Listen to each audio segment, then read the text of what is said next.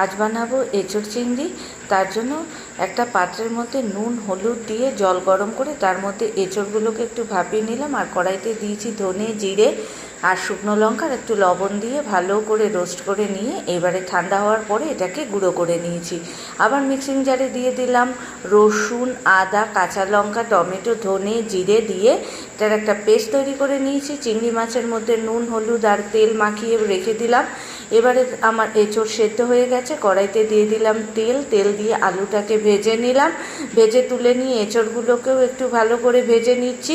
এইবারে তুলে নিয়ে কড়াইতে দিয়ে দিলাম তেল আর চিংড়ি মাছটাকে একটু ভালো করে ভেজে নিলাম।